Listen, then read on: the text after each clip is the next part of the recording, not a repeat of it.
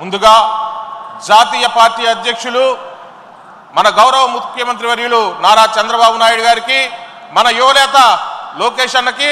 అలాగే రాష్ట్ర పార్టీ అధ్యక్షులు పల్లా శ్రీనివాస్ గారికి, మా శాసనసభ్యులు రాష్ట్ర జలవనరుల శాఖ మంత్రులు డాక్టర్ నిమ్మల రామానాయుడు గారికి,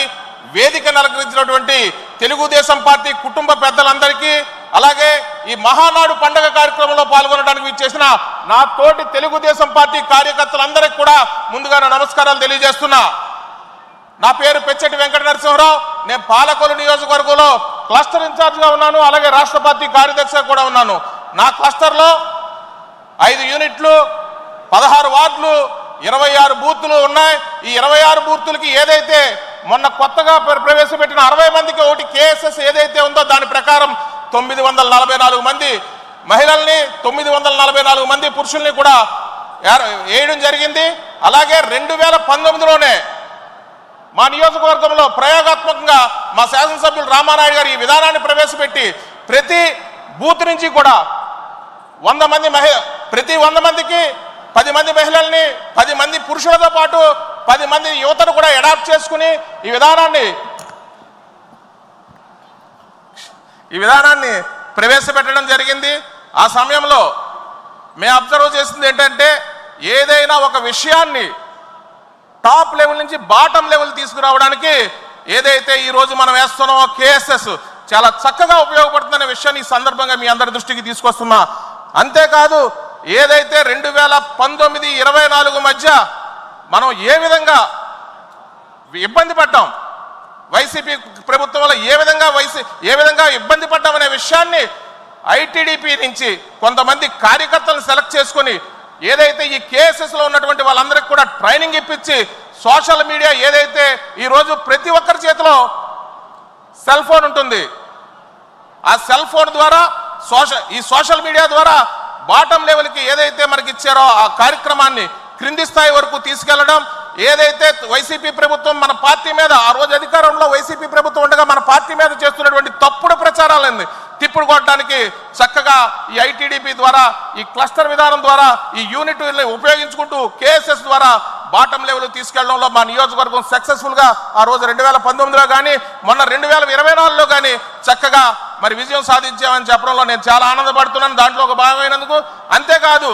ఏదైనా ఒక సమాచారాన్ని అతి తక్కువ సమయంలో కేవలం 4 గంటల్లోనే మీ నియోజకవర్గంలో 2 లక్షల మంది ఓటర్లు ఉంటే ఆ 2 లక్షల మంది ఓటర్లకు కూడా అతి తక్కువ సమయంలో ఈ సమాచారాన్ని క్రింది స్థాయి వరకు, బాటం స్థాయికి వరకు కూడా మనం తీసుకెళ్లడానికి చాలా చక్కగా అతి తక్కువ సమయంలో తీసుకెళ్లగలం. ఎందుకంటే ఒక శాసనసభ్యుడిగా ఎవరైనా పోటీ చేస్తుంటే ఈ 2 లక్షల మందికి ఆ సమాచారాన్ని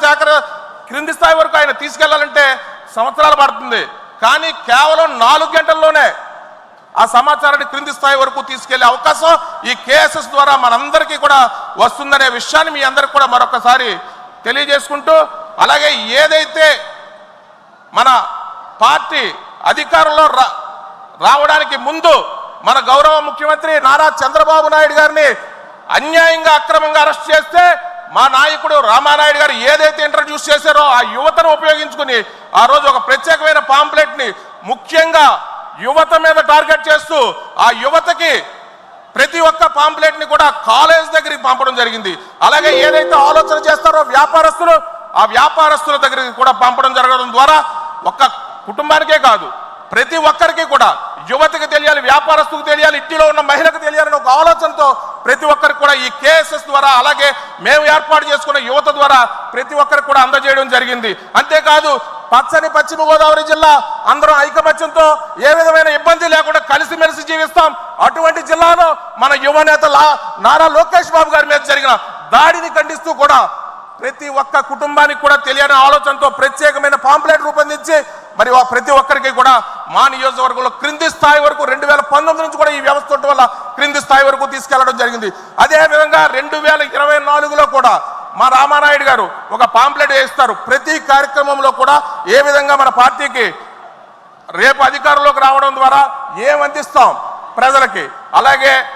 గత 2019-24 మధ్యలో ఏం కోల్పోయారు, ఎస్సీలు ఏ విధంగా వాళ్ళు సప్లాన్ నిధులు దారి మళ్లించారు, ఎస్సీలకు సంబంధించిన ఏదైతే నిధులు ఉన్నాయో అలాగే మనం ప్రవేశపెట్టిన అనేక పథకాలు ఏ విధంగా మనం కోల్పోయాం. అలాగే బీసీలకు మనం ఇచ్చే ఆదరణ ద్వారా ఇచ్చే పనిముట్లు కానీ, అలాగే బీసీలకు సబ్సిడీ ద్వారా రుణాలు ఇచ్చి బీసీలను పారిశ్రామికవేత్తలుగా తయారు చేయాలన్న మన నాయకుడు నారా చంద్రబాబు నాయుడు యొక్క ఆచరణ ఏ విధంగా వాళ్ళు తుంగలో తొక్కారనే విషయాన్ని కానీ చాలా స్పష్టంగా మరి క్రింది స్థాయి వరకు తీసుకెళ్లడంలో ఈ కేఎస్ఎస్ను ఉపయోగించుకుని 2014 నుంచి 2019 నుంచి మేము అమల్లో చేసుకున్నటువంటి ఈ అడాప్ట్ చేసుకునే విధానాన్ని మన యువనేత నారా లోకేష్ బాబు గారి ఆధ్వర్యంలో చక్కగా 2024లో ఉపయోగించుకొని మనం అధికారం చేపట్టాం. అంతేకాదు మీరందరూ కూడా చివరిగా ఒకటే మాట, మీరందరూ కూడా ఒక విషయం గుర్తుంచుకోవాలి. మా శాసనసభ్యులు రామానాయుడు గారు చెప్తా ఉంటారు, మనం 5 సంవత్సరాల పాటు ఒక భూతాన్ని బంధించాం, మళ్ళీ ఆ భూతం అధికారంలోకి రాకూడదంటే మన అందరం అధికారంలోకి వచ్చాం, ఇంటిలో కూర్చుని రెస్ట్ తీసుకుంటే సరిపోదు, కుదరదు. మళ్ళీ మన రాష్ట్రం ముందుకు వెళ్ళాలన్నా, మన రాష్ట్రం అభివృద్ధి పదంలో ముందుకు వెళ్ళాలన్నా, మన పిల్లలు విద్యా ఉద్యోగాలతో చక్కగా ఉండాలన్నా, మన రాష్ట్రం ప్రశాంతంగా ఉండాలన్నా కూడా ఆ భూతాన్ని బయటికి రాకుండా తగిన చర్యలు తీసుకోవాల్సిన బాధ్యత ఇక్కడున్న నాయకుల మీద కంటే కూడా మీ అందరి మీద ఉందనే విషయాన్ని ఈ సందర్భంగా మీ అందరికీ మనవి చేస్తున్నా. అందుకని దయచేసి అందరూ కూడా నగ్గేశాం, అధికారంలోకి వచ్చిందని ఇంటిలో కూర్చోవడం కాదు. ఈ రోజు కూడా వైసీపీ సోషల్ మీడియా మన మీద చేస్తున్నటువంటి తప్పుడు ప్రచారాన్ని ఏదైతే ఇప్పుడు మనం నిర్మాణం చేసుకున్నామో క్లస్టర్ యూనిట్ కేఎస్ఎస్ మధ్యలో బూత్ కమిటీ కన్వీనర్లు వీరందరూ కూడా దయచేసి సోషల్ మీడియాను విరివిగా ఉపయోగించుకుంటూ మన మీద జరుగుతున్నటువంటి దుష్ప్రచారాన్ని ఖండించవలసిందిగా ఈ సందర్భంగా తెలియజేస్తూ నాకు ఈ అవకాశం ఇచ్చిన పెద్దలందరూ కూడా శిరస్సు వంచి నమస్కరిస్తూ ధన్యవాదాలు నరసింహం గారు. ఇప్పుడు ఇదే విషయం మీద మాట్లాడడానికి క్యాడర్ నుంచి